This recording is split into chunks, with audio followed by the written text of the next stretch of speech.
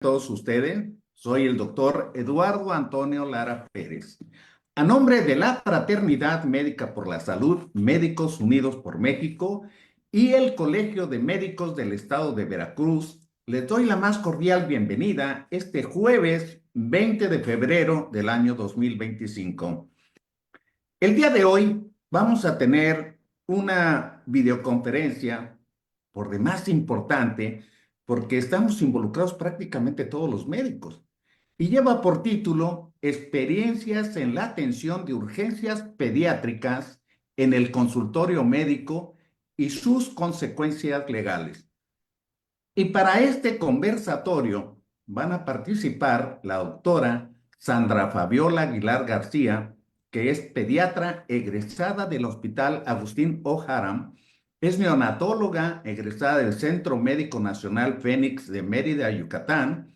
Actualmente es pediatra del Hospital Comunitario de Jopelchen, ex jefa de enseñanza del Hospital Comunitario de Jopelchen, directora de la Clínica de Atención Médica Integral de Jopelchen, autora invitada en el libro de Enfermedades Crónicas del Niño, autora y capacitadora del curso Ámbar, miembro fundador del Grupo Académico Médicos Unidos por México y es actualmente también integrante de la mesa académica de la Sociedad Campechana de Pediatría. Igualmente, tenemos al doctor Henry Nelson Pérez Santiago. El doctor Pérez es egresado como médico cirujano de la Universidad Autónoma de Campeche, es médico pediatra en el Hospital del Niño de Villahermosa, Tabasco, médico infectólogo pediatra en el Instituto Nacional de Perinatología, máster en neonatología por la Universidad de Valencia, en España, maestro en administración de hospitales y servicios de salud por la Universidad Cuauhtémoc de Aguascalientes, doctor de alta dirección del hospital, también presidente de la Sociedad Campechana de Pediatría y actualmente se dedica también a la medicina privada. Es un gusto para mí también presentar al licenciado y doctor Juan Héctor Martín Meléndez Romero, que es egresado de la Facultad de Medicina de la Universidad Autónoma de Coahuila, en Torreón, egresado de la especialidad de pediatría y del doctorado en farmacología en el Seguro Social y la Universidad de Guadalajara, ex investigador principal en Guadalajara por la Universidad de Texas en Houston, abogado por la Universidad de Guadalajara, mediador de paz municipal en Guadalajara, actualmente médico en retiro y fundador de Médicos Unidos por México. Así es de que, pues iniciamos sin más preámbulos y le cedo la palabra a la doctora Sandra Fabiola Aguilar. Adelante. Buenas noches a todos. Vamos a hacer compartir pantalla, a ver si me permite el doctor Lara, para poder empezar este tema con los tópicos que tenemos para el día de hoy.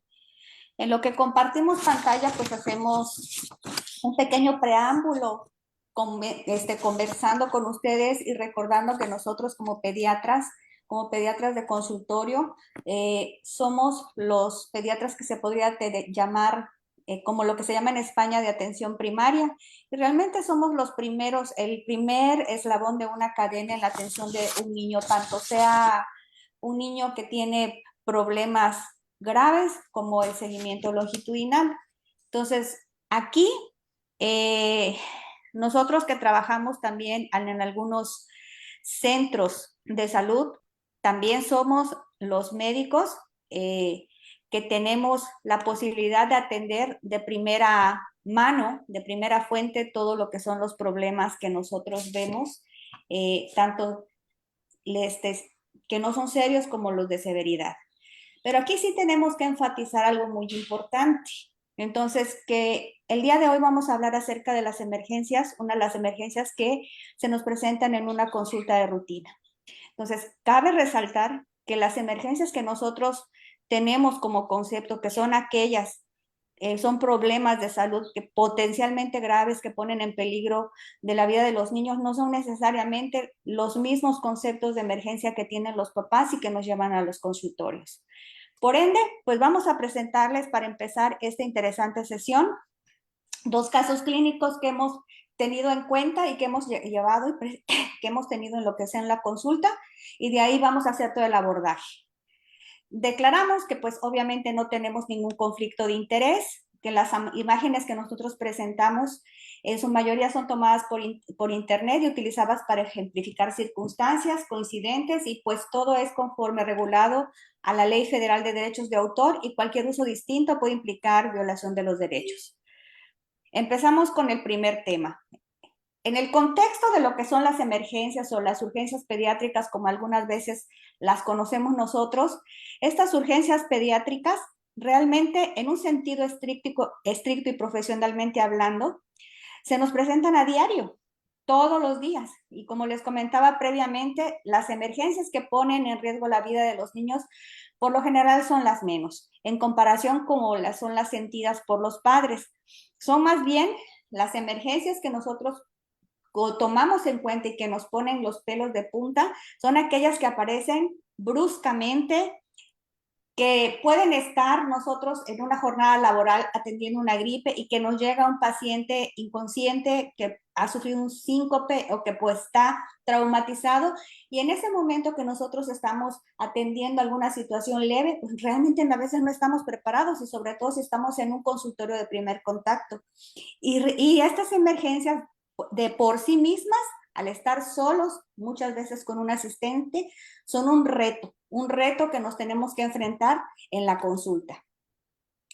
Presentamos el primer caso. El primer caso vamos a hablar de una lactante menor de 6 meses que un día, llegando de hacer las compras más o menos a las 6 de la tarde, ya ha cerrado el consultorio que queda cerca de su casa, de nuestro domicilio, encontramos a unos papás afuera de la banqueta del consultorio cerrado, abrazando a un niño, a sabiendas de que nos dicen que nos están esperando porque ven a su hijo mal y que viven más o menos a 1 hora y media de distancia. Al interrogatorio la pasamos al consultorio, la abrimos, pues ya están aquí los pacientes, entonces no podemos negarnos la atención, y dice la mamá que acude a la consulta porque desde hace 48 horas inicia con rinorrea y tos, que fue valorado en el servicio médico de su comunidad y fue diagnosticada de su bebé como una gripe, solamente tratado con loratadina y paracetamol. Sin embargo, esa gripe no evoluciona de una manera satisfactoria, lo que obliga a la mamá a regresar a su centro de salud a las 12 horas para ser revalorado, porque a pesar del tratamiento dado, ve que no mejora, lo observa al bebé más decaído, que la tos ha aumentado y pues que no quiere comer. Y a pesar de todo este tiempo, ya con 24 horas de evolución, sigue presentando fiebre, aunque tiene tos, no presenta emesis, y en el centro de salud solamente agregan nebulizaciones con salbutamol y mandan a su casa nuevamente diciéndole que va a mejorar y que se valora en 48 horas. Pero a ver, los papás que no mejora, que aumenta la tos y persiste la fiebre, deciden venir a consultar por sus propios medios, ahí encontrándolos nosotros afuera del consultorio, que en ese momento estaba cerrado por ya no estar en servicio. Obviamente vemos al bebé, nosotros como pediatras sabemos que tenemos que hacer una valoración inicial guiados en el triángulo de valoración pediátrica, y encontramos a un bebé con afectación en los 3 ángulos del triángulo, en los 3 lados del triángulo. Vemos un bebé postrado con aumento de trabajo respiratorio, un gran decaimiento, con poca interacción a lo que es el medio, en la apariencia. En lo que es la fase respiratoria, en la fase de circulación cutánea, lo vemos con un color bastante pálido de la piel, caliente, y sus mucosas lucen secas. Y del trabajo respiratorio, pues lo observamos con polipnea, una gran polipnea, con un quejido expiratorio en 2, ciclos intercostales en 2, retracción sifoidea en 1 y aleteo nasal. Al explorarlo, al encontrarlo, después de destaparlo, porque pues obviamente como mamás de una comunidad siempre traen a nuestros bebés como una cebollita lleno de cobijas, lo destapamos y hacemos la valoración y la exploración física secundaria, encontramos una frecuencia cardíaca de 156 latidos por minuto, una frecuencia respiratoria de 55, oximetría con oxímetro de dedito, 90% al aire ambiente, febril 38.8 grados, irritable, pero aún con consolabilidad, no encontramos focalidad neurológica, la piel caliente, su llenado capilar nos llama la atención en 3, a pesar de la fiebre, pulsos rápidos, y a la auscultación detectamos crepitantes bilaterales con hipoventilación basal derecha, sibilancias tanto inspiratorias como expiratorias en ambos planos pulmonares. A la auscultación cardíaca, rítmica, no soplos y taquicárdico. El resto de la exploración sin datos de interés. ¿Y qué hicimos en este momento con este paciente? Se observa a un paciente inestable, con dificultad respiratoria moderada, por puntaje de 6 de Silverman y con cierta alteración del estado de conciencia, ya iniciando con un compromiso hemodinámico. Al encontrarnos realmente solos en el consultorio, solamente con, con los pacientes y no tenemos asistente en ese momento, y al ver un paciente con mala evolución, inestable, sin contar tampoco con los recursos necesarios para la atención adecuada del menor, en correlación con su gravedad, así como la vulnerabilidad familiar que tiene los papás y la mamá con bajos recursos económicos, decidimos por mutuo propio llevarlos en nuestro auto al hospital más cercano. ¿Saben qué? No podemos hacer muchas cosas acá, te llevo al hospital. En el hospital, en el turno en que se llega, que fue más o menos a las 7 de la noche, no se cuenta con especialista en el servicio de pediatría y se decide, previa autorización del encargado del área, ya que somos conocidos en el hospital, hacer intervención con apoyo al personal de nosocomio para estabilizar un paciente con inminencia de falla respiratoria. El paciente se coloca con oxígeno 100% a flujo libre, se asegura la vía aérea, iniciando rescate con betamimético por el broncoespasmo que encontramos. Asimismo, se le coloca línea periférica, se le hidrata, inicia tratamiento antibiótico y se refiere al hospital de tercer nivel con diagnóstico de una probable neumonía complicada, y posteriormente se sabe que estuvo ingresado aproximadamente 2 semanas. En el segundo caso clínico que nosotros tenemos, hablamos de una niña de 8 años de edad que es traída por su mamá por observar una conducta anormal manifestada por somnolencia, fatiga, astenia, adinamia y cefalea ocasional. Tratada previamente por médicos generales como una alteración de hábitos habituales, probablemente del patrón de sueño, de la alimentación, porque ahí habían sus detallitos en lo que son los hábitos y la dinámica familiar. Sin embargo, mamá nos dice que de hace 3 días observa estrabismo, cierto estrabismo de lo que es un ojito, del ojito izquierdo. Lo que ha visto que cuando sucede esta situación que se le va el ojito hacia adentro, la niña se tiene que acercar muchísimo para leer y sin embargo no le hace mayor, no le presta mayor atención y dice, pues a lo mejor hay una situación ahí ocular y vamos a llevarla al oftalmólogo. Pasa aproximadamente 72 horas desde que aparece el estrabismo, pero 12 horas antes de la consulta, mamá ve que el estrabismo se acentúa y ve desviación completa de lo que es el ojo hacia lo que es la comisura nasal, sobre todo de ojo izquierdo, por lo que la mamá alarmada concerta cita de una manera urgente. Como síntoma agregado, mamá comenta que desde hace una semana ha estado con vómito intermitente de predominio matutino.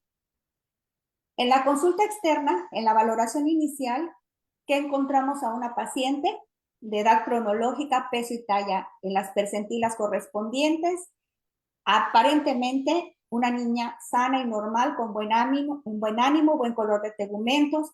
Solo observamos que está muy ojerosita, con las ojeras muy marcadas, no hay ninguna dificultad respiratoria.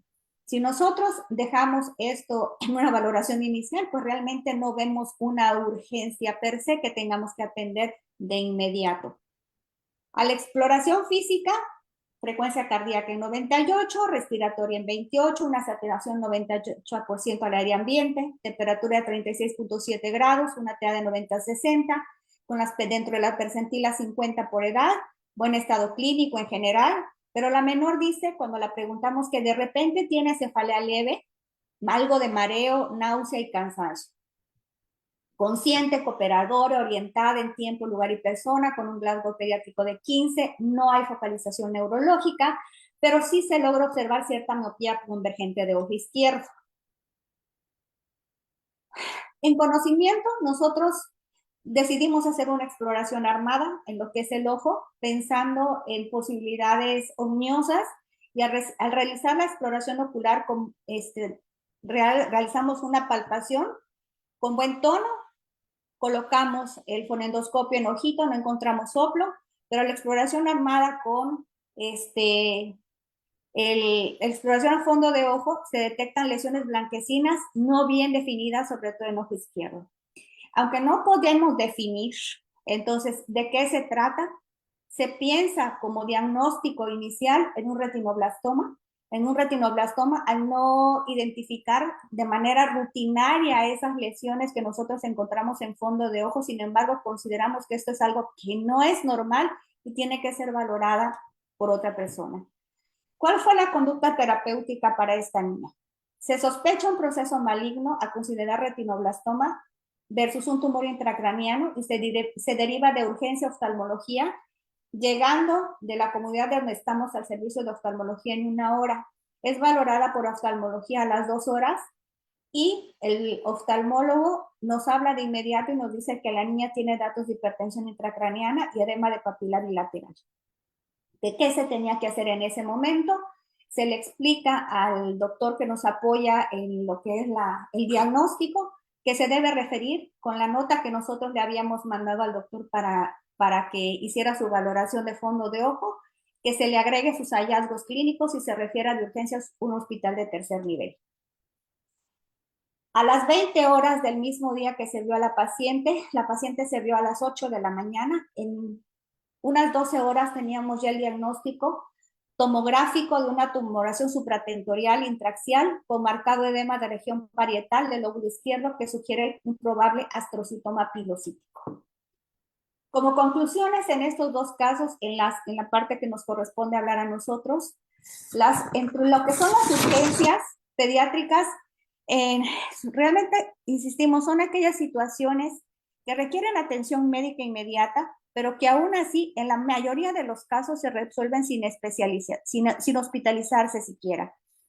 De aquí depende mucho nuestra capacidad de reacción, de orientación en problemas, de anamnesis realizada a los acompañantes y a la pronta instauración de tratamientos adecuados para la buena evolución de nuestros pacientes.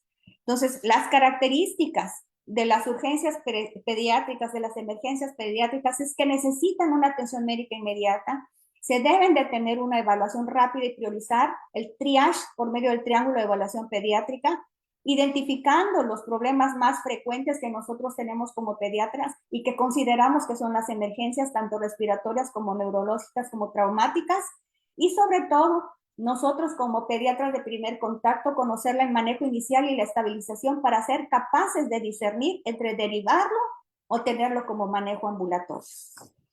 Le cedo la palabra al doctor Henry para darle continuidad a lo que es el tema. Gracias, doctora Fabiola. Muy buenas noches a todos. Gracias por la invitación a participar en este tema tan interesante. Y bueno, vamos a ir avanzando. ¿Y qué experiencia tenemos en el manejo de nuestras urgencias en el consultorio médico? Que a partir de la idea, y esto es para fines un poquito didácticos desde mi personal punto de vista, de que vamos a tener 3 tipos de urgencias. La primera son aquellas originadas en la casa que representan el mayor número de urgencias en porcentajes. Podemos decir aquellas quemaduras en algunas regiones por fogones que están a nivel de piso, casi ahogamiento en la bañera, en las cubetas que han sucedido en los domicilios por niños que no tienen una atención, una vigilancia intensa. Lo más común que vemos en regiones, creo que de todo el país y en el sureste no se puede quedar atrás, como las crisis asmáticas, crisis convulsivas febriles, son lo más común que está en el domicilio. Pero también tenemos aquellas urgencias que se presentan en la escuela y que hoy en día son muy comunes, como los traumatismos craneoencefálicos, aquellos síncopes, aquellas crisis convulsivas que se presentan de igual forma, y las originadas en la vía pública, ¿no? Pues podríamos llamar a los policontundidos o algunas lipotimias, ¿verdad? Y bueno, vamos a ponernos en el contexto que es una urgencia médica, ¿no? Porque tenemos una urgencia médica y una emergencia médica. Para las compañías de seguros, y en especialmente me basé nada más en una como Mapfre, estipula que una urgencia médica se considera a la situación médica en la que se requiere una atención rápida, pero no inmediata, tanto de los niños y de los adolescentes. Y una emergencia implica riesgos para la vida y amerita atención inmediata. Más adelante vamos a aclarar desde detalles, desde el punto de vista legal, qué implicaciones tiene esto. Ahora, la definición, pues definitivamente es con base a la percepción de cada uno. Yo como médico puedo decir que una crisis asmática puede ser una urgencia médica desde mi formación académica, pero para el papá no. Para el papá es una crisis de asma, es una emergencia en ese momento y necesita y requiere la atención médica en ese momento. Entonces es un poco, ya en el contexto aplicado, un poquito difícil decidir qué es una urgencia y qué es una emergencia, ¿verdad? También la compañía de seguros enlista algunos casos y lo especifica de esta manera, como una urgencia médica, la dificultad respiratoria, deshidratación, traumatismos, convulsiones, fiebre, una reacción alérgica grave, sangrado, quemaduras, tos con sangrado, taquicardia y polimnia. Entonces, en ese contexto, pues nosotros estamos en nuestro consultorio médico en este momento o en el momento que estamos laborando y que definitivamente necesitamos atender a nuestro paciente, ¿verdad? Y que desde el punto de vista legal, los consultorios médicos se basan en una normativa y que en primer lugar tenemos, por ejemplo, la norma oficial mexicana 178, que desde 1998 fue lanzada o publicada en el Diario Oficial de la Federación, con algunos ajustes en el 2000, 2010, y que se especifica muy puntualmente qué requisitos mínimos debe de contar un consultorio médico. Y se especifica estetoscopio, batalengua, cinta métrica, termómetro, martillo, infantómetro y algunas otras cosas. Ese es el mobiliario o los requisitos mínimos con los que debemos de contar en nuestro consultorio médico, ¿verdad? Pero también existe una norma oficial mexicana 005 de la Secretaría de Salud de 2010, en donde dice que debe de haber una infraestructura y un equipamiento para los establecimientos que dan servicio médico de pacientes ambulatorios. Y aquí se especifica en el apéndice normativo G, en la sección 7, qué tenemos que tener para la atención médica en nuestro consultorio médico para pacientes ambulatorios, así bien especificada la norma oficial mexicana. Y dice que para casos de urgencias debemos de contar con un aspirador, collarines cervicales. Lo más interesante, dice que tenemos que tener mangos de laringoscopio con algunas medidas muy particulares, reanimadores, sondas de aspiración y debemos de tener tanques de oxígeno. Y también se especifica en ese mismo apartado, en el apéndice normativo H, lo que tenemos que tener en el material de curación y nuestro botiquín médico de urgencias. Si bien se divide por subespecialidades como analgesia, anestesia, cardiología, este es el listado de medicamentos que debemos de contener o debemos de tener a la disposición en nuestro servicio médico de pacientes ambulatorios. Repetimos, en esto se basa la norma oficial mexicana, la 005. Y, por ejemplo, para cardiología, glicerina; para enfermedades inmunoalérgicas, difenhidramina, epinefrina, metilprednisolona; para gastroenterología, butilosina; medicamentos para ginecobstetricia; para intoxicaciones, flumacenil, naloxona, para servicio de nefrología, furosemide. Para neumología debemos de tener un broncodilatador como salbutamol. Para neurología, diazepam, difenidol, difenhidramina, haloperidol. Debemos de contar con soluciones electrolíticas, agua bidestilada y las soluciones que más habitualmente manejamos, ¿verdad? Soluciones de cloruro de sodio y solución jarabe. Entonces, así está especificado en la norma oficial mexicana.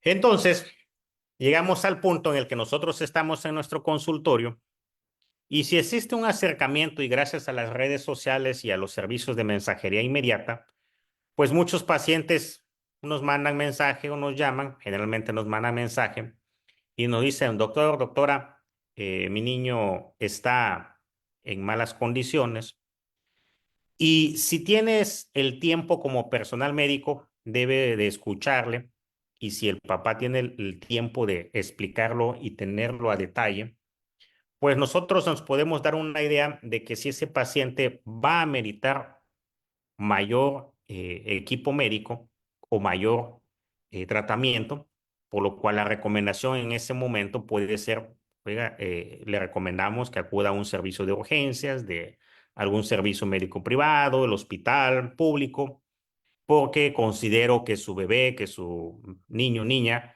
necesita mayor atención médica. Pero eso sería un mundo ideal.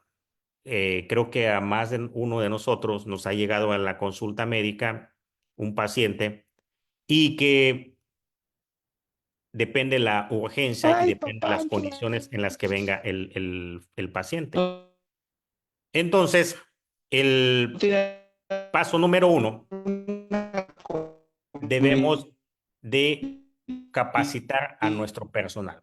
Si bien la doctora Fabiola nos platicó que ella cuenta con una asistente en algunos horarios y en otros no, la asistente o la persona que recibe en la mayoría de las veces a nuestros pacientes debe de estar capacitada, idealmente, porque es quien tiene que hacer una valoración inicial rápida.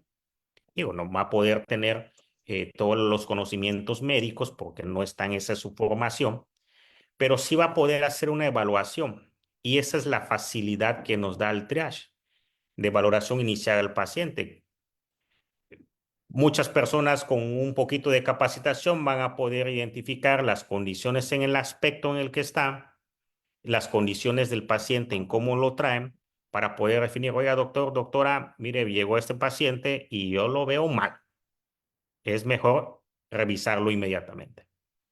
O la misma persona de recepción puede tener la capacidad de decirle, papi, mami, el doctor está ocupado, la doctora está ocupada, no ha llegado en este momento, pero según las recomendaciones, creo que debe de recurrir inmediatamente a un servicio médico de urgencias para que su bebé reciba tratamiento y valoración. Entonces, el personal que esté a nuestro alcance, que esté laborando cerca de nosotros, repetimos, debe de tener el conocimiento básico para identificar algunos casos, ¿verdad? Y esto es lo que decíamos. Si nosotros vamos a recibir al paciente con un aviso previo, ya uno se mentaliza y dice, vamos a ocupar tal material, viene bajo estas condiciones. Es como cuando recibimos a un bebé. O si llega un paciente sin previo aviso, ahí tenemos que andar a las carreras, ¿verdad? También es importante comentar que en las normas oficiales mexicanas viene la infraestructura física y generalmente para consultorios médicos se especifica que debe de haber un área para entrevista y debe de haber un área para exploración médica.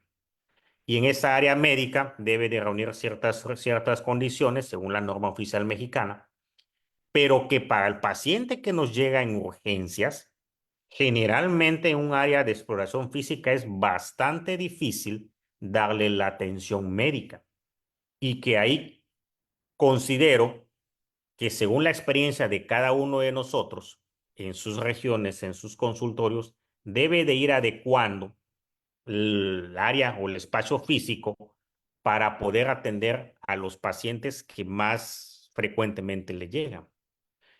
Por ejemplo, el día de hoy tuvimos la oportunidad de recibir a una bebé de 2 meses, ¿no? Y que viene igual de aquí mismo de la ciudad, y uno pensaría, bueno, de aquí mismo de la ciudad, de su casa aquí, 15 minutos, 10 minutos, y llega con sibilancias audibles a distancia, ¿no? No necesito el estetoscopio para identificar que la paciente viene polimnéica, tiene 2 meses de vida.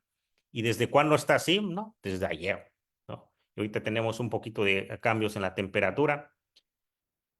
Y le preguntamos, el hospital más cercano, privado, pues el consultorio está a 10 minutos, el hospital 20 minutos.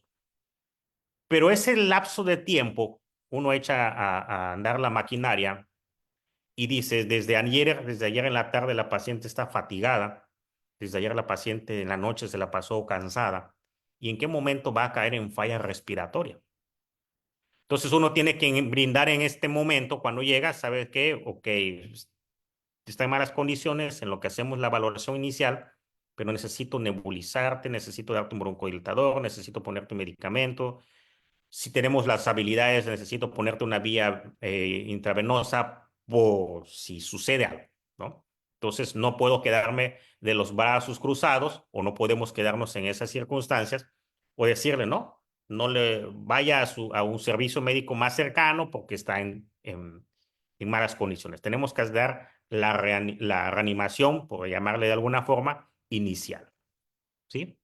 Y bueno, el triage, como ya se había comentado y siendo un poquito repetitivo, ¿verdad? Tenemos que evaluar la apariencia de nuestro paciente, cómo eso nos va a dar una idea si está en una falla o cómo está el sistema cardiovascular y neurológico. Si el paciente prácticamente está pálido, blanco, transparente, morado, tú dices, pues tenemos fallas en el sistema cardiovascular y respiratorio. Si ya no tienes que tardarte o retardarte en hacer o en tomar las acciones necesarias. Si el paciente prácticamente lo traes un trapito, un flácido, dices, neurológicamente no está en buenas condiciones y ese paciente necesita una atención inmediata, ¿verdad?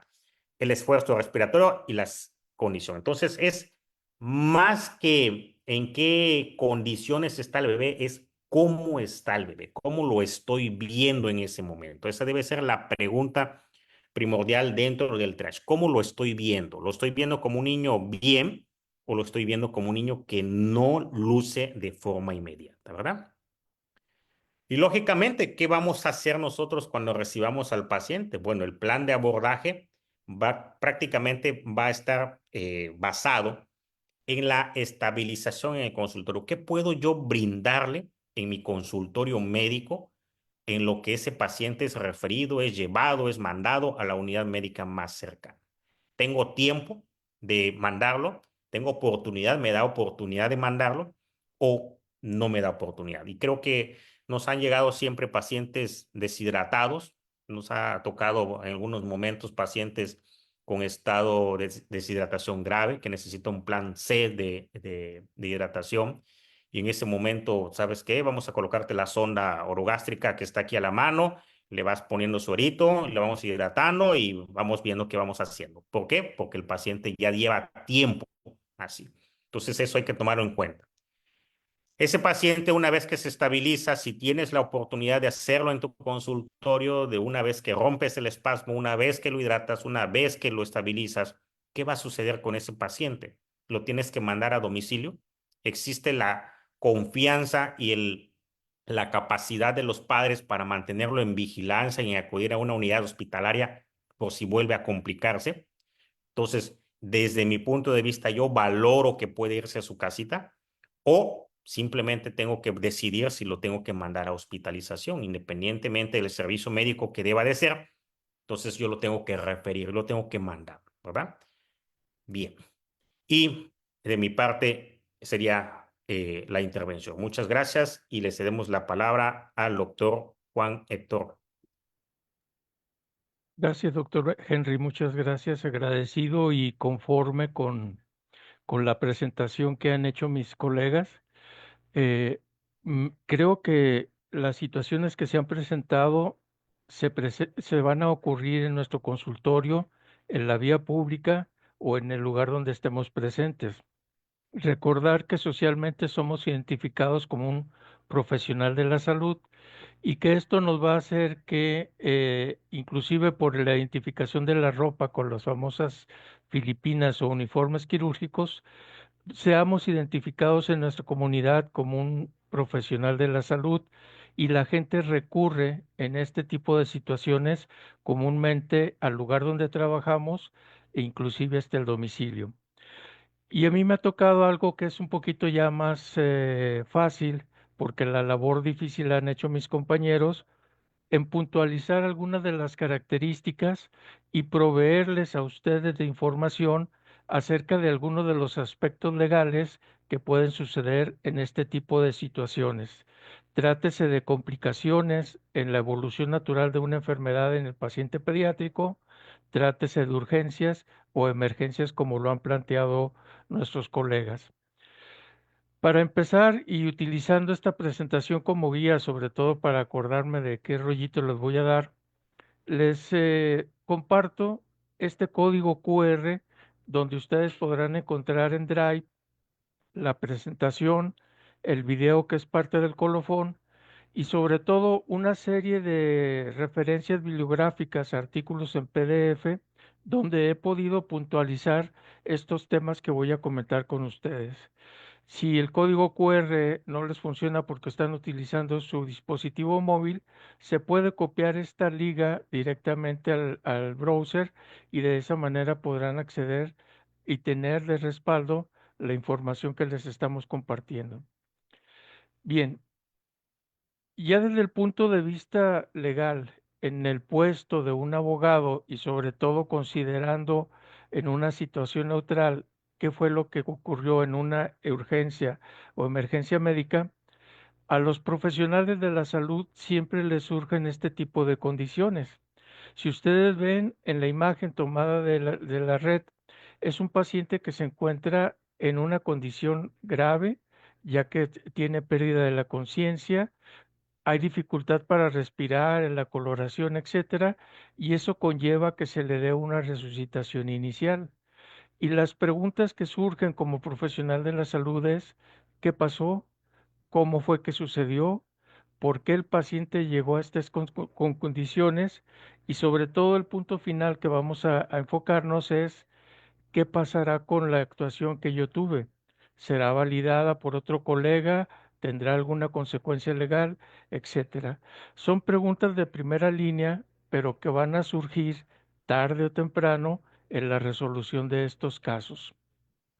Como bien lo mencionó el doctor Henry, y recordando esta imagen tomada de una sesión que hicimos el año pasado, todas estas experiencias, así como los requerimientos, están establecidos con base en la experiencia de las instituciones de salud, en la práctica diaria y son llevadas directamente a la legislación a través de las famosas normas secundarias que nosotros conocemos como norma oficial mexicana y a partir de hace 2 años ya como guías de la práctica clínica, el GPC. Y efectivamente, considerando el escenario que estamos en nuestro consultorio, fíjense cómo el doctor Henry puntualizó muy bien que para poder funcionar como un consultorio, sobre todo en un área urbana, el consultorio, el lugar físico, deberá contar con una serie de insumos, así como equipamiento, para poder recabar este nombre. Acuérdense que es importante tener el equipo médico necesario y en este caso adecuado para la edad pediátrica y que nos facilite, sobre todo, ese es el objetivo de esta norma, nos facilite el ejercicio de la profesión. Si vamos a dar consulta médica, así como atención de urgencias, deberemos de tener los insumos necesarios para llevar a cabo esta actividad. Y fíjense cómo el doctor Henry les presentó una lista de medicamentos que aunque no todos sean de uso pediátrico, es bueno tenerlos en el botiquín de urgencias para resolver alguna urgencia en caso de que se presente. Déjeme ser muy puntual. Si nosotros tenemos la necesidad de utilizar un medicamento, y esto también lo agrego como farmacólogo, idealmente deberíamos de recurrir a una vía parenteral, porque sabemos, y esto nos lo van a criticar nuestros colegas, que es las que tienen un inicio rápido, se pueden manejar grandes volúmenes de soluciones, etcétera. Pero acuérdense que desde el punto de vista legal, tenemos la obligación de proveer los medios. Y entonces, si yo en ese momento, por las características de mi paciente o por no contener una solución adecuada o inclusive por no ser factible la canalización, etcétera, puedo recurrir a otras vías. Y en el paciente pediátrico es importante recordar y fundamentar en la historia clínica que si no tenemos la vía parenteral, tenemos las vías tópicas, tenemos las vías nasales, inclusive en algunos casos como las convulsiones en lactantes y recién nacidos, la administración rectal de medicamentos. La recomendación aquí sería que esto se consensúe o se informe a los familiares del paciente pediátrico y desde luego se incluya en la historia clínica o en el expediente. El momento de que el paciente llega al consultorio y se encuentra con crisis tónico-clónica, no puedo canalizarlo, por lo que utilizo la administración intranasal del medicamento, la administración rectal, etcétera. En algunos medicamentos de resucitación cardiopulmonar, inclusive se puede recomendar la vía de administración submucosa o inclusive intracardíaca o intramuscular. Todas estas son pequeñas observaciones que creo pertinente porque debemos de ajustarnos a los procedimientos. Y como veremos un poquito adelante, ¿quiénes evalúan los procedimientos?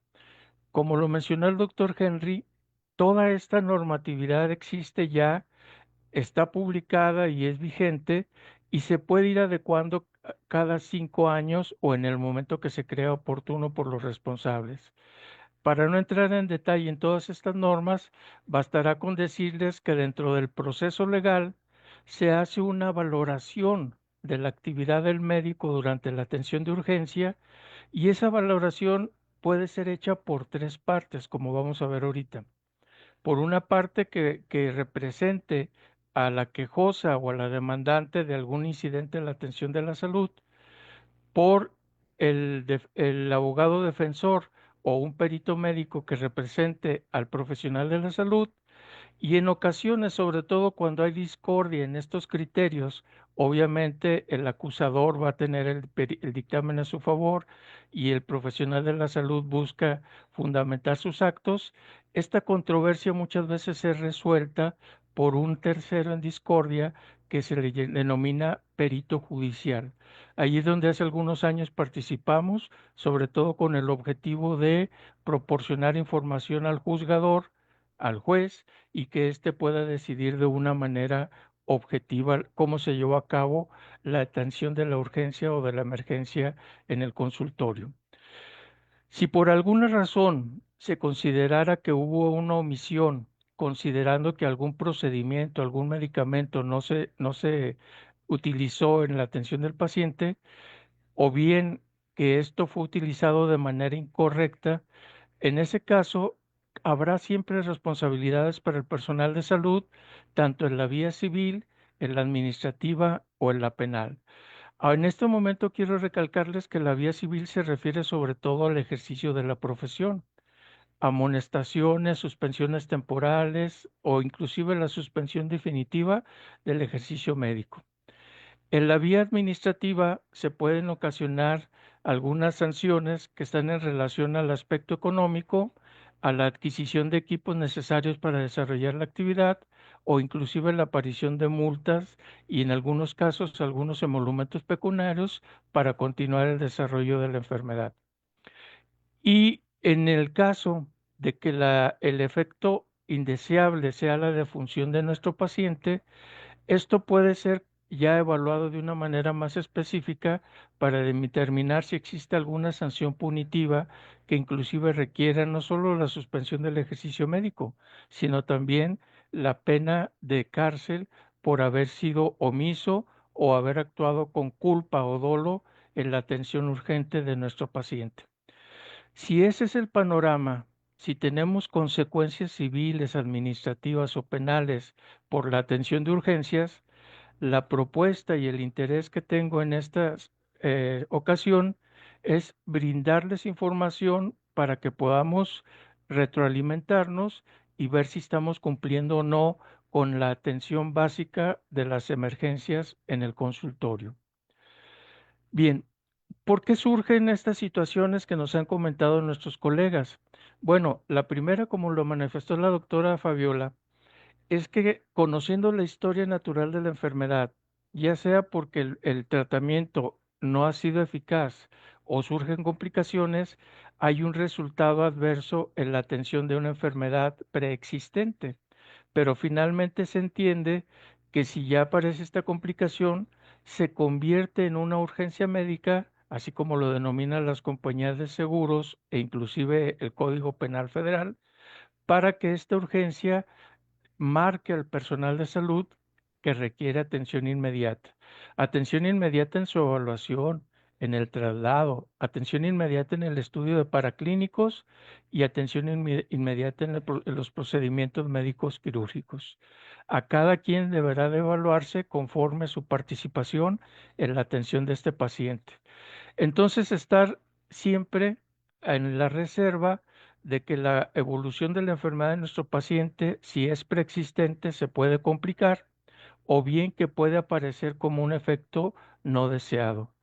Esto se los comento porque en muchas ocasiones hemos intervenido para delimitar lo que puede ser considerado como un efecto adverso en el tratamiento médico, con algunos medicamentos que ocasionan anafilaxias o inclusive taquifilaxias.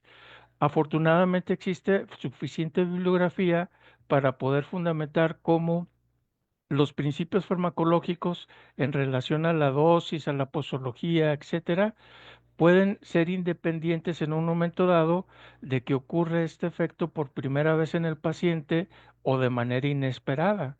Y aquí yo le recomendaría utilizar en el expediente clínico dos términos importantes.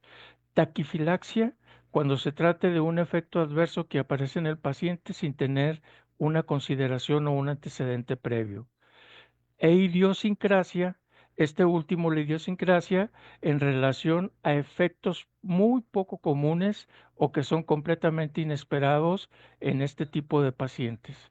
Si nosotros identificamos el problema y tratamos de subsanarlo, ahí estaríamos cubriendo una situación básica de la emergencia en el paciente pediátrico. En el tercer punto, ¿por qué puede ocurrir un conflicto entre los familiares del paciente pediátrico y los profesionales de la salud?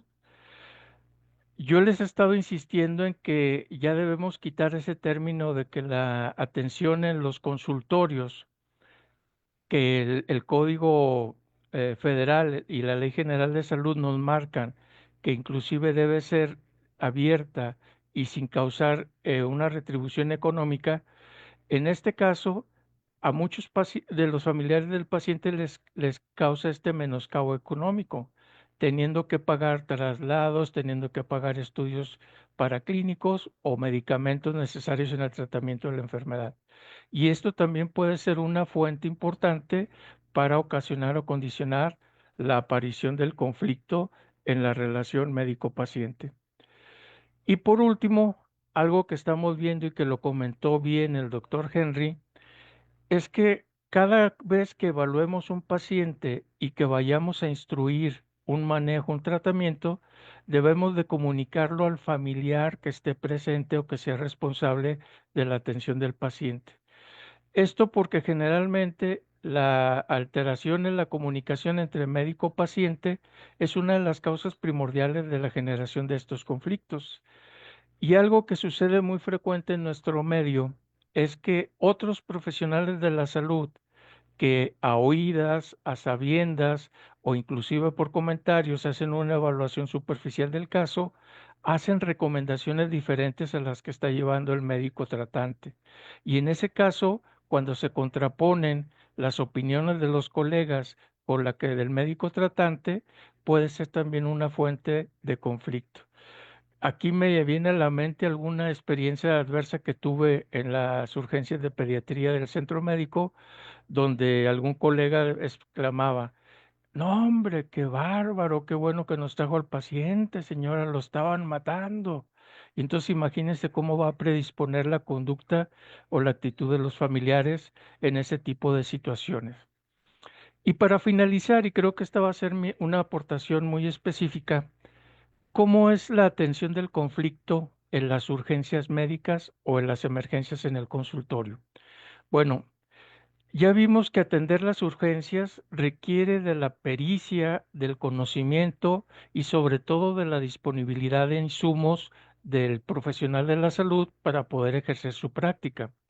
El primer problema que tendríamos que comentar en este momento es que en ocasiones no contamos con esas características.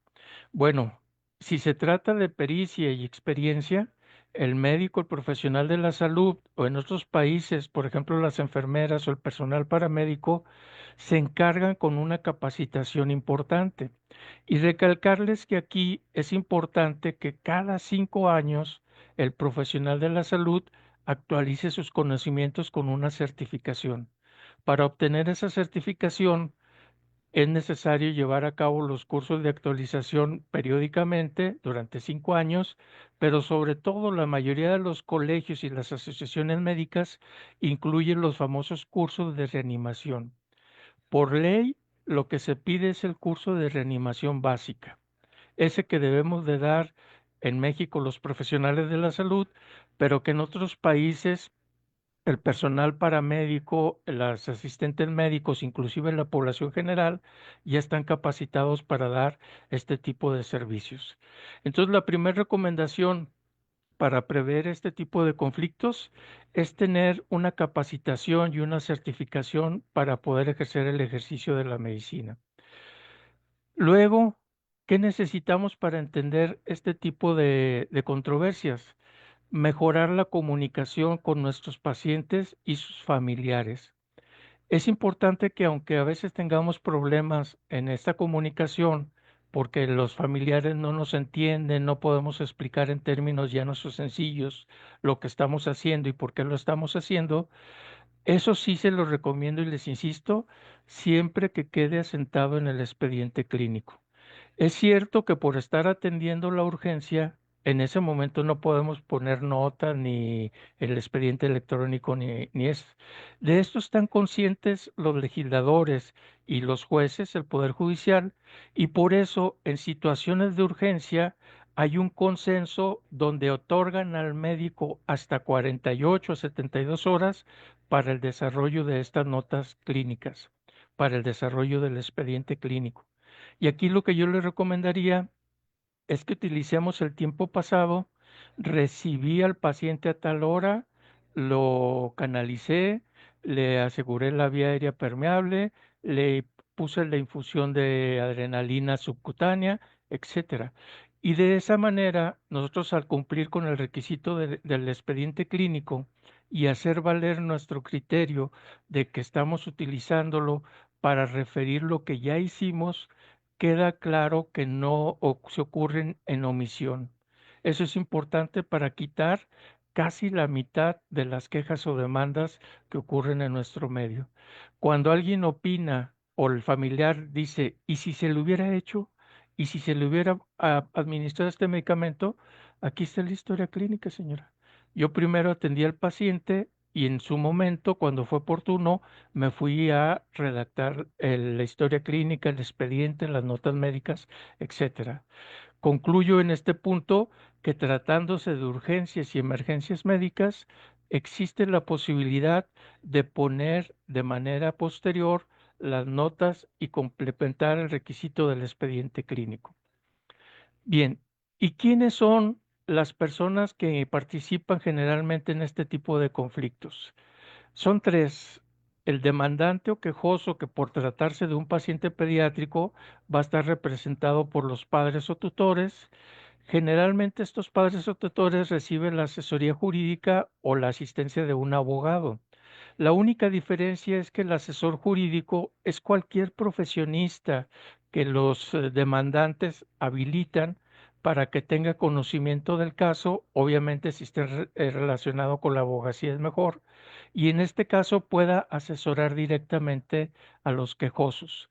La diferencia importante con un abogado, el abogado participa en todo el proceso representando el interés del demandante o quejoso, pero el asesor jurídico únicamente puede dirigirse a las personas demandantes.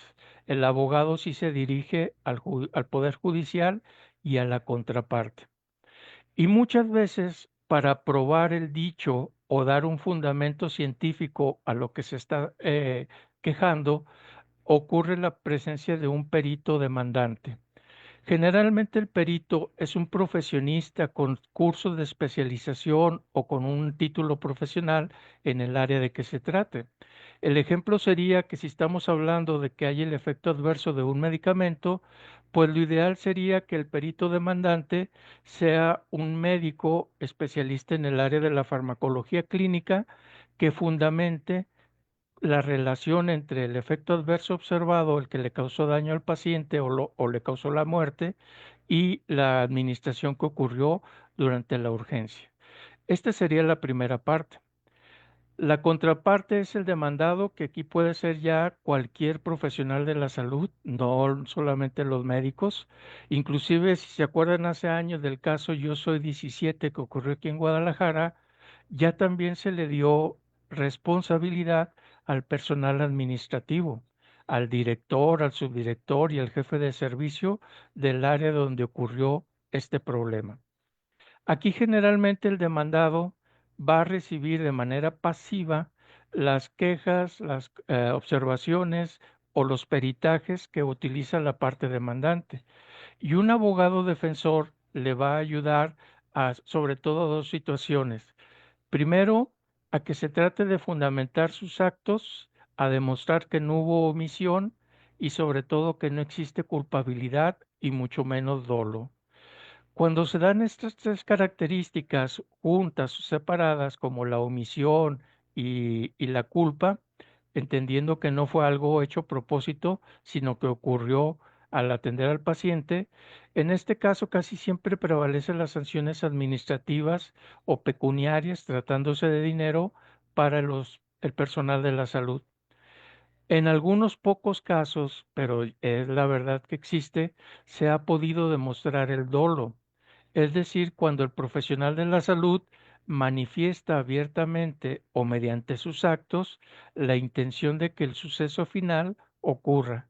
Y en este caso es cuando vienen las suspensiones de la profesión o inclusive la pena de cárcel. Y obviamente, para que el profesional de la salud, asistido por su abogado defensor, pueda darle fundamento o argumentación a su defensa, generalmente se recurre a a la presencia de un perito de defensoría. Obviamente, muchas veces los dictámenes de un perito de la parte quejosa con los del demandado van a ser controvertidos, porque uno opina una cosa y el otro otra. Y entonces, en ese caso, los jueces generalmente recurren a un tercer perito que puede empatar con alguno de los otros dos, y en ese caso se carga o se le da más valor al peritaje que se está haciendo analogía. Y finalmente, la autoridad judicial. Estamos hablando ya de que no se pudo resolver el problema, que no hubo buena comunicación, que existen opiniones adversas acerca del desenlace del caso, y entonces los familiares que presentan la queja de tipo administrativo, civil o penal van a acudir a una autoridad judicial. ¿Qué sucede? Que primero el demandante tendrá que acudir y ratificar la denuncia y la queja y aportar las pruebas necesarias que comprueben su dicho.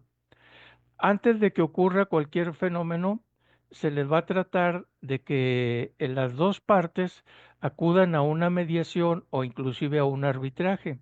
Y aquí en México tenemos dos instituciones que pueden actuar a este nivel, es decir, prejudicial antes de que se establezca el juicio formal. Los mediadores, que en algunos casos, sobre todo tratándose de daños o secuelas y donde no hay un menoscabo físico, fisiológico o inclusive la defunción, en estos casos se puede recurrir a la mediación. Y entonces el mediador interviene en este conflicto tratando de darle una solución equitativa. Y lo que se acuerde en esa situación se eleva a un rango de sentencia al considerar que el mediador es una autoridad prejudicial. También aquí en México contamos con la Comisión de Arbitraje Médico, donde ya tiene nominados por su perfil, por su preparación o experiencia, a un grupo de expertos que van a revisar el caso de manera consciente y van a dar su opinión al respecto. En este caso, las recomendaciones del arbitraje van a poder determinar si hubo o no omisiones, si hubo o no dolo, o inclusive si se presume la culpa. Y en este caso podrá ser el precedente para la siguiente etapa, que es la etapa judicial. Si en este caso no hubo una mediación o un arbitraje médico, definitivamente ya la última etapa es la del juez, donde tenemos tres instancias. El juez civil o penal, que es la primera instancia. Una vez que se dé la resolución de esta, se puede recurrir acudiendo a un tribunal, que ya ahí se presentan generalmente magistrados de distrito, y si todavía esta segunda etapa es insuficiente, se puede recurrir a la última, que es la Suprema Corte de Justicia, donde los ministros dan el dictamen, ya no es controvertible, y se considera que estas son las tres etapas dentro de un procedimiento judicial. En conclusión, la información que les estoy proporcionando es para que los profesionales de la salud podamos entender que nosotros no tenemos la intención de causar daño al paciente, pero este puede ocurrir. El daño máximo es cuando el paciente fallece y en ese caso puede ocurrir la controversia con los familiares del mismo. Y para concluir, ¿cuáles serían las consecuencias legales? En un escenario donde se pueda comprobar omisión, culpa y dolo, en este caso va a haber consecuencias de tres tipos. Una consecuencia profesional donde puede incurrirse desde la amonestación, y esto es importante sobre todo para la praxis médica porque queda ya el precedente de este tipo de problemas y puede determinar consecuencias a futuro en la actividad laboral, etcétera. Si el daño es mayor o el Poder Judicial así lo considera, puede suspender de manera temporal la cédula profesional o la licencia del ejercicio. Generalmente son suspensiones de 6 meses, 1 año, 2 años, y posteriormente, al haber cumplido este término, se puede tomar la capacitación y volver a reiniciar la actividad profesional. Pero cuando ya se suspende de manera definitiva la patente o la cédula profesional, ahí sí ya no podrá ejercerse de manera completa la actividad profesional. Es necesario entender que también junto con este proceso, así como con la atención médica, hubo un costo económico y patrimonial del paciente y sus familiares. Y entonces por eso el Poder Judicial considera que es necesario hacer una reparación del daño, sobre todo cuando aparezcan secuelas o daños relacionados con la atención del paciente. Y si el paciente fallece, de acuerdo a la edad, actividad y la profesión del paciente, en algunos casos, se puede dar una indemnización. En nuestro país, el Código Penal es el que tiene a cabo este tipo de tabuladores y aquí se establece, por ejemplo, si hubo presencia de daño neurológico leve o trastornos psicoemocionales, va a ser esta la reparación. Desde pagar las consultas médicas, los medicamentos que el paciente necesite o inclusive hasta darle algún tipo de atención especializada. El caso máximo, según este Código Penal, es cuando aparece la defunción del paciente. Y tratándose de un adulto profesionista o sobre todo que sea la fuente económica de su núcleo familiar, hay una indemnización de alrededor de 400,000 pesos por la defunción del paciente. Y en algunos casos, sobre todo a nivel institucional, también se solicita la compensación económica. Ya cuando nuestro pacientito sea un escolar, un adolescente que tenga alguna actividad física o actividad académica importante, considerando que esta iba a ser esencial para su futuro, se le puede dar una manutención a manera de beca, a manera de apoyo económico para que el paciente continúe con estas actividades. Lo que sí en este momento es inevitable en nuestro medio son las consecuencias sociales. El uso de medios, sobre todo de prensa, redes sociales, ha llevado a que se estigmatice la profesión médica, no solo porque ocurren efectos adversos en el tratamiento de los pacientes, sino también porque ocurre la defunción. Y en algunos casos que hemos ya atendido, nos ha tocado ver cómo inclusive es necesario que el médico como su familia se trasladen de ciudad para evitar que su medio ambiente les cause este tipo de estigmatizaciones, sobre todo de tipo social o señalamientos. Para concluir, primero déjenme presentárseles a manera de colofón este videoclip que utilizan en el Hospital de Canadá, donde existe una vasta experiencia en el uso de estos recursos y que nos va a indicar cuáles serían los 5 puntos esenciales en el tratamiento de este tipo de problemas.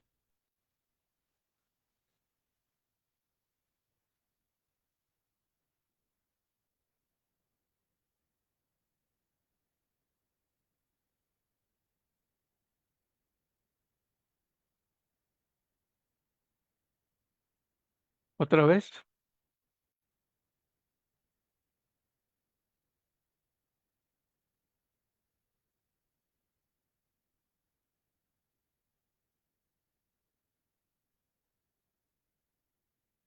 Bien, las conclusiones a que podíamos llegar en este momento para puntualizar el tratamiento de las emergencias y urgencias en el consultorio, en la vía pública, y cuáles serían sus posibles consecuencias serían estas. Primero, veamos que para este tipo de atención profesional se requiere educación y preparación. Educar en nuestras comunidades a identificar los problemas graves, sobre todo aquellos que atenten contra la vida y la integridad del paciente, y finalmente cómo se debe atender. Fíjense los 4 puntos claves.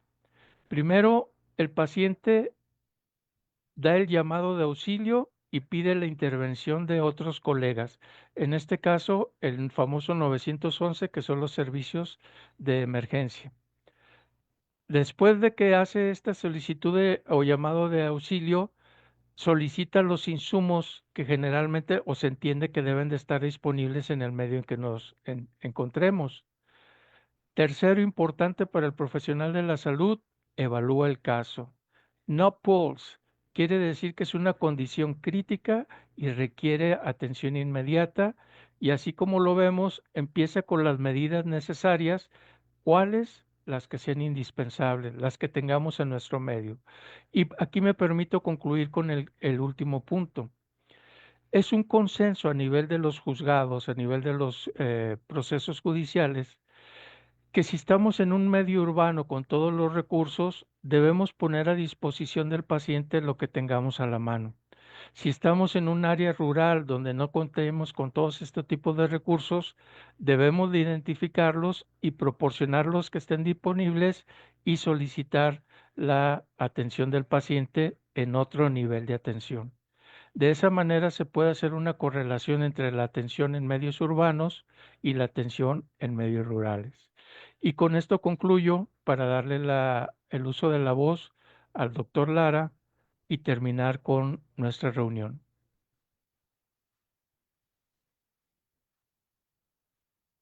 Doctor Lara, Sí, muy amable, muchas gracias. Si nos haces favor de dejar de compartir pantalla. se me borró la pantalla, déjenme.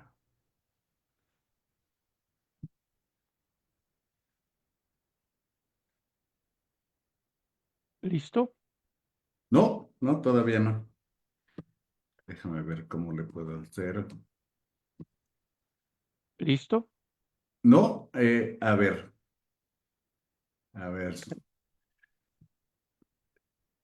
Le estoy presionando el botón. Te Gracias. solicité el control de tu pantalla.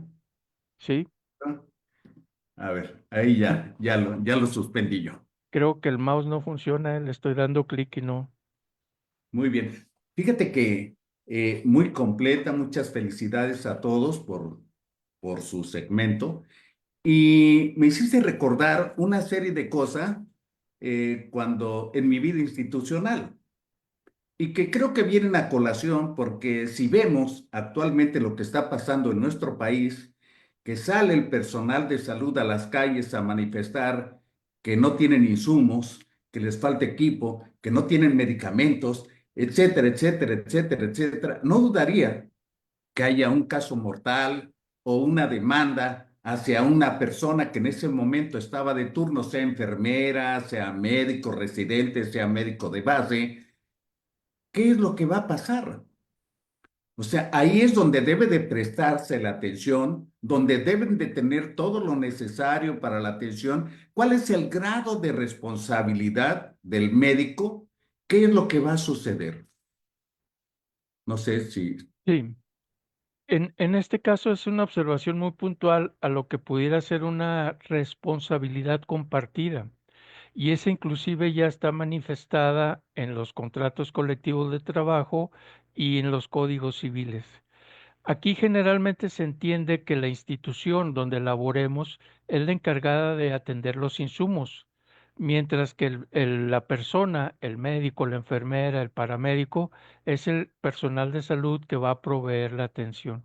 Entonces, en ese caso sería una corresponsabilidad o responsabilidad compartida. Y les mencionaba que en el caso de Yo Soy 17, que ocurrió aquí en Guadalajara hace algunos años, ahí se proveyó de algunos insumos, pero no hubo otros. Y en ese caso se dictaminó responsabilidad para el director y subdirector de la unidad médica. Fíjate que eh, por experiencias que yo viví durante más de 30 años en el Seguro Social, cada vez que había un conflicto, ya sea una demanda de calidad de atención, de inconformidad, y ya no digamos de un caso mortal en el que se sienten los familiares que no debería de haber muerto o que señalan a alguien, principalmente un médico, el último, en la parte de que lo atendió en su fase de deceso, este, pues tal pareciera que la institución deja desprotegido totalmente al médico, permitiendo pues que prosiga ahí la demanda y que haya una persecución incluso judicial. Eh, ¿Qué es, cuál sería el estatus actual? Porque creo que eso que pasaba anteriormente, pues sigue pasando. Y es más, me atrevería a decir que se tiene mayor riesgo, pues porque tal pareciera que hospitales muy respetables o muy grandes o muy importantes, en los que era inimaginable que faltaran recursos, pues ahora están faltando. Entonces, ¿cuál sería la opinión de ustedes? Sí, en el caso de las instituciones y de las compañías de seguros médicos, hay una cláusula donde se manifiesta que la institución y la aseguradora podrán realizar las investigaciones pertinentes. Por eso a nivel institucional y siendo sobre todo el Instituto Mexicano del Seguro Social un monstruo en el sector de la salud, por el gran tamaño que tiene, en este caso está habilitado para que ellos primero investiguen y dictaminen cuál fue el tipo de responsabilidad. Y aquí ya tuvimos experiencia en Centro Médico de Occidente que cuando se dictaminaba de manera interna, en la investigación interna, que fue por la falta de insumos, accidentes, etcétera, la institución se hacía responsable de las consecuencias pecuniarias, de la indemnización, etcétera. Pero son muy pocos casos, porque ahora sabemos que la institución está representada por un grupo de abogados, que son los abogados del departamento jurídico, donde tratan de deslindar culpas a los que intervienen en la atención del paciente. Pero concluyo, si el problema es por la falta de insumos, estudios de diagnóstico o tratamientos médico-quirúrgicos oportunos, habrá una responsabilidad institucional. Las compañías de seguros utilizan este tipo de situaciones como un tipo de excluyente de responsabilidad. En algunos casos es lo que buscan las compañías de seguro. Ah, no, el médico fue el que no te pidió el estudio, entonces yo ya no te pago, pero te va a pagar él. Ese es el escenario que está prevaleciendo y que se resuelve, porque si hay una solución, cuando el médico, atendiendo estas características, se defiende, pero sobre todo presenta la evidencia que lo pueden hacer o fundamentar su atención médica. Muy bien, no hay como la nota bien hecha, la nota médica bien hecha, que eso va a salvar definitivamente. Es Fíjate correcto. que cuando estabas mencionando acerca de las normas, los medicamentos, el equipamiento, etcétera, pasaba por mi cabeza, ¿cuántos consultorios de las instituciones están completos? Y digo eso porque yo mismo, criticándome, con casi 50 años de ejercicio profesional, yo diría, ¿cuántas cosas me faltan en mi consultorio? Cumplo totalmente con todo lo que se necesita y sería como que preguntarnos cada uno de nosotros, ¿y qué responsabilidad voy a tener por esa situación que como pues no me la exigen, como que no existiera hasta que hay la necesidad? ¿Cuál sería la recomendación? O sea, Bueno, al, más que al- recomendación, porque la recomendación es muy fácil, pues hay que tener todo lo que es necesario, así de fácil. Pero, ¿cuál, cómo podríamos defendernos? Porque, por ejemplo, yo diría, oye, fíjate que te hace falta aquí tu bote de residuos peligrosos, ese rojo, etcétera. Bueno, sí, no lo he comprado, pero ahorita voy a comprarlo. Pero si voy a un consultorio de una institución y tampoco hay, yo diría, bueno, ¿por qué a mí sí, de manera particular, me exigen y en la institución no le exigen? sí, ¿Cómo sería eso? bien. A reserva de lo que ahorita nos pueda comentar el doctor Henry, que fue quien nos mostró esa lista de medicamentos, la, la experiencia es que se requiere de un grupo de medicamentos para la reanimación o la resucitación básica. Me estoy refiriendo en paciente pediátrico, la famosa adrenalina o epinefrina, el bicarbonato de sodio, el calcio por la incidencia de patologías relacionadas con problemas de este ion, así como la presencia de soluciones con alto contenido de glucosa, que son las que generalmente se utilizan. Y ahora en nuestro entorno, en que ha habido muchas intoxicaciones o envenenamientos, la famosa naloxona como antagonista de opioides. Yo le recomendaría que si tenemos en nuestro consultorio estos 5 medicamentos, estos 5 ampulitas, así como la posibilidad de acceder a una vía parenteral, ya sea intravenosa, intraarterial, etcétera, con eso sería más que suficiente para mantener con vida al paciente y procurar que se traslade o se llegue a una atención especializada. Eso es lo que yo le recomendaría.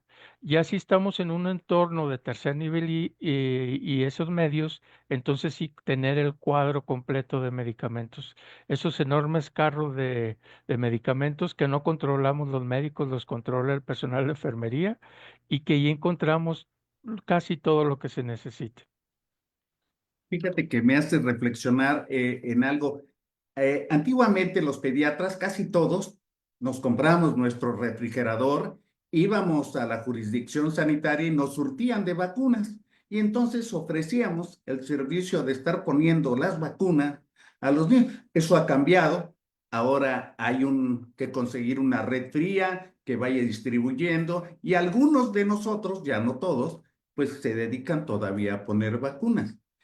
Pero yo que tengo muchos años de dedicarme a problemas respiratorios fuera de la pandemia, hace 5 años, pues me llevé un tanque inmenso de oxígeno ante posibilidades que eran inminentes, un respirador, equipos, etcétera, muy completo. Nunca los usé. Y ahora, después de tantos años, no puedo yo entender que en cualquier momento puede llegar un paciente que haga un paro respiratorio simplemente por un estatus asmático y no tengo oxígeno en mi consultorio. A lo mejor esta plática me sirve para conseguirme un oxígeno chiquito porque además tienen una vigencia y hay que estarlos recargando y cambiando. Entonces, pues se vuelve un poco más complicada esta situación, simplemente para tenerlo de manera preventiva, que es algo de lo que muchos médicos, yo entre ellos, pues nos hemos vuelto prácticos. ¿Qué es lo práctico? Pues lo menos posible de acuerdo a lo que veo.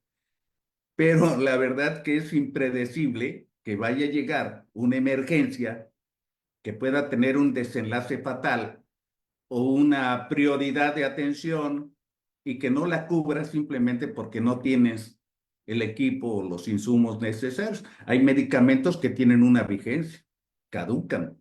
No los usaste en ese tiempo, bueno, pues adiós. Es una pérdida y un desperdicio algo triste. Es como el que pone vacuna de BCG, el frasco viene con 50 dosis. Se lo pone a un paciente y las 49 restantes, ¿qué va a pasar? Entonces, yo creo que ahí se tiene que buscar alguna forma, o no sé, me gustaría oír las opiniones, a ver qué es lo que piensa el doctor Henry y Fabiola. Bueno, Claro, claro. Sí, creo que el doctor Juan Héctor nos podrá decir también en su momento y corroborando que el desconocimiento no te exime de las culpas que en algún momento uno puede recaer, ¿no? Y creo que hoy en día, porque así lo aprecio con unas nuevas generaciones, de que el abrir el consultorio médico o el abrir o disponer un consultorio médico es un escritorio y una silla y una mesa de exploración y no nos metemos en el estudio de la investigación, de la lectura de las normas oficiales, que es hasta cierto punto obligado que debemos de tener, de saber y de conocer, y de que incluso vamos a encontrar muchos lugares que se rentan consultorios, ¿no? No están bien reglamentados, no tienen una entrada antiderrapante, etcétera, etcétera, etcétera. En mi caso, por ejemplo, yo he ido adecuando el consultorio con base a los padecimientos más frecuentes, como usted dice. Yo tengo mi tanque de oxígeno, tengo mi laringoscopio en la mano y me ha venido a supervisar la Copriscam. Aquí es la Copriscam y la fecha de caducidad de la adrenalina, de tu midazolam, de tu diazepam, tu salbutamol, ya caducó, hay que cambiarlo, porque uno cae en sanciones para tener incluso en algún momento en funcionamiento el consultorio médico, ¿no? Entonces yo creo que cada uno de nosotros debe de irse adecuando a lo que más va observando, a lo que más le va llegando, porque si bien sería fantástico, como referí en algún momento, que el paciente te hable, oiga, mi hijo se cayó de la escalera, se desmayó, lo llevo con usted, lo llevo a la unidad médica, fabuloso, ¿sabe qué? Váyase a la unidad médica, ¿no? Pero aquel paciente que viene de lejos o que de la misma ciudad piensa que es algo simple y de que llega y de que está en la sala de espera, oye, llegué hace una hora, ¿hace qué tiempo llegó? Hace una hora y está con dificultad y con sibilances y con exterior. Entonces creo que estos temas nos deben de servir para ampliar la visión e ir haciendo un análisis interno en cada uno de nosotros, a ver cómo puedo yo ayudar a mi paciente, pero también cómo me puedo proteger yo mismo, cómo puedo brindar un mejor servicio y qué herramientas puedo ir adquiriendo poco a poco para estar pendiente. Si no lo ocupo, fantástico. Pero si en algún momento me salta la liebre, pues estar preparado. Y como también comenta el doctor Juan, tenemos que tener la capacitación, sobre todo en el curso de reanimación básico, ¿no? Ya si queremos otra cosa, sí, excelente, pero tenemos que tener la vigencia como tal del curso de capacitación, porque esto no se sabe qué nos puede llegar el día de mañana, ¿no? Definitivamente tenemos que estar siempre capacitados, siempre actualizados, siempre vigentes, siempre certificados, porque pues así es esta disciplina y más con los niños, ¿no? Gracias. Sí, gracias. Fabiola, ¿tú quieres comentar algo? sí, sí, es muy importante todo lo que ha dicho el doctor Henry y el doctor Juan Héctor, y en la situación creo que tenemos bastante fresco todos esos conocimientos porque estamos ampliando servicios médicos en la comunidad donde vivimos. Entonces, aquí es muy importante, cabe mencionar de que nosotros sí, donde nosotros estamos, tenemos una gran ventaja de que es una comunidad muy pequeña. Y tal como lo presentamos en el caso clínico número 1, estando solo es muy difícil. O sea, cuando tu consultorio está cerrado, pero tienes la obligación moral de atender a un paciente en una emergencia y darte cuenta que no vas a poder resolver solo, tenemos la ventaja de estar a 5 minutos del hospital. Entonces, sí, que de ahí nos conocen y que nos dan la entrada y la ventaja de poder apoyar en un momento dado en un paciente grave. Sin embargo, desde el punto de vista de lo que son los documentos que te pide Copriscam, Cofepris y todo lo que son los permisos que se deben para tener un consultorio habilitado como debe de ser de primer contacto, también se encuentran las especificaciones de tu horario de trabajo. De tu horario de trabajo, de qué horas a qué horas estás habilitado y si atiendes urgencias, porque ese es un punto muy importante, que si bien en lo que es la norma oficial mexicana y los códigos para tener el consultorio te piden el botiquín con los medicamentos que nos explicó el doctor, si tú no tienes en tu presentación o en tus horarios que estás disponible para las urgencias, también en un momento dado no abres, o sea, no estás obligado a atenderlos en un momento dado, si está cerrado en tu área de servicio, a excepción de estos casos que te encuentran en la calle y te identifican como médico y que tú eres el que puede ayudar y nada más, o sea, tienes esa obligación tanto legal como moral de poder atender a los pacientes. Entonces, eso es innegable. Tener todo esto en una unidad médica, tu botiquín tiene que estar. La situación y lo difícil es concertar sobre todo cuando te piden tu plan de seguridad, porque ahorita está muy complicada la situación de los consultorios particulares porque te piden tu plan de seguridad o tu modelo de seguridad de acuerdo a los trabajadores y al área que tú tengas extendida. ¿Con qué tienes que contar en tu botiquín? Entonces, eso sí es básico y fundamental. Y como decía el doctor Henry, entonces cada uno debe de tener lo que necesita. Aquí nosotros, pues, tanques de oxígeno tenemos uno chiquito, entonces tenemos para iniciar nebulizaciones, o sea, para rescatar. Pero si en un momento dado tú ves a un paciente muy inestable, le digo, tenemos esa gran ventaja de que nos quedan los hospitales a 5 minutos. El hospital comunitario lo tenemos a 5 minutos, lo cual no sucede en una ciudad muy grande. Sin embargo, también es preocupante esta situación porque en ese lapso de 5 minutos el paciente que tú estás llevando de tu consultorio a la clínica le puede ir mal. Entonces, ¿cuál es la responsabilidad legal que tú tienes en ese momento de que ese paciente no lo pudiste estabilizar porque sabías que no tiene los insumos necesarios para estabilizarlo, o bien porque estás solo, o bien porque no vas a poder darle ese seguimiento a este paciente para tener una estabilización o algo adecuado, porque la complicación tú la ves como una falla inminente, entonces que no vas a poder resolver. ¿Qué sucedería en este caso? Pero sí es importante tener todos los documentos en orden, tus bitácoras, que estén en orden todos tus equipos, tu equipo, tu botiquín y lo que necesitas en tu consultorio. Y le digo, lo más importante aquí en un consultorio privado de primer contacto, tus horarios. Y si tú eres un médico que atiende urgencias, entonces si tú no atiendes urgencias, especificarle a tu persona, a tus pacientes, que tus horarios de atención son tal a tal, en cualquier caso que ellos vean que hay alguna urgencia, acudir a su unidad de salud más cercana. Fíjate que me hace reflexionar cuando de repente andas caminando por la calle y cae ahí una persona o un niño en un paro respiratorio y tú actúas, y hay dos posibilidades, que se reanima y quedas como un héroe.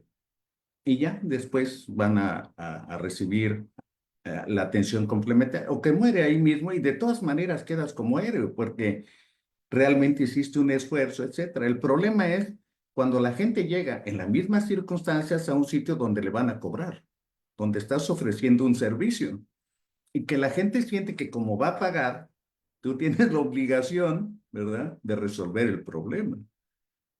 Creo que se complica un poco más. Ya nos pasamos mucho del tiempo, así es de que les voy a pedir a cada uno de ustedes nos hagan una reflexión o un mensaje y empezamos en el mismo orden. Así es que adelante, Fabiola. Pues lo único es que nosotros tenemos que estar preparados para las urgencias en cualquier minuto, en cualquier momento. Estar capacitados, estar pensando que en cualquier momento puede suceder algo grave, que puede llegar un paciente inestable y sobre todo tener conocimiento de lo que son las leyes y tener en orden tu consultorio. Porque, como si bien lo dicen ustedes, a lo mejor en las instituciones el maquillaje es perfecto y cubre todo. En lo que es la consulta privada, el maquillaje no sirve, es el que se va con el agua. Entonces ahí los detalles son muy importantes. Entonces, y nosotros tenemos que estar prestos para saber qué necesitamos para que estar legalmente bien y lo más protegidos posibles. Bien. Adelante, doctor Henry.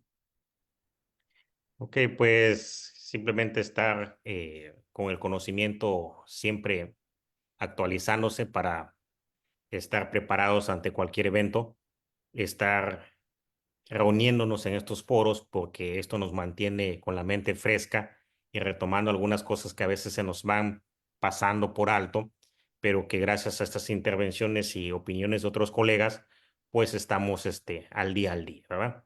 Gracias. Muy amable. Juan Héctor, está tu micrófono apagado. Gracias. Conforme con lo que se ha expuesto, queda claro que la responsabilidad legal de un médico o un profesionista de la salud en la atención de urgencias depende de dos factores clave: lo que son la preparación y el uso de recursos que tenga durante este fenómeno, y segundo, la posibilidad de fundamentar su actuar. Les compartí ahorita en el chat de esta reunión una información que apoya lo que han expuesto nuestros colegas: estar preparados, contar con insumos necesarios y sobre todo tratar de canalizar al paciente al sitio de mayor provecho para él serán siempre factores que beneficien la atención del médico durante las emergencias en el consultorio. Muy amable, muchas gracias. Yo quiero comentar que en la década de los 70, muchos de los que al inicio de los 70 que nos graduamos por esas fechas, no teníamos ningún conocimiento de esto. Existía ciertamente y a lo que más miedo le teníamos era atender a un paciente herido, sobre todo con posibilidad de morir, meterlo a nuestro auto o llevarlo a un centro de atención y que muriera, porque en ese entonces nos nombraban cómplices de la muerte de esa persona. Y entonces era algo que le teníamos miedo, pero hacíamos muchas otras cosas como sacarnos sangre, hacer transfusiones a un paciente que tenía, dar respiración de boca a boca, pacientes que tenían una serie de cosas que ahorita parece una locura, pero que muchos de nosotros vivimos. Y no parecía tan complicado por una razón. La gente, los pacientes, la sociedad en general, le tenía un gran respeto al médico. Y ese respeto le daba la calidad moral de que él hacía lo adecuado o lo más que se podía para el bien del que lo necesitaba. Creo que ahora ha cambiado. Esta situación, por todo lo que se ha mencionado aquí, se ha vuelto complejo y la sociedad lo que yo veo es, no desprecio, pero una falta de, digamos, de valor, de valorar la atención médica, al médico en especial.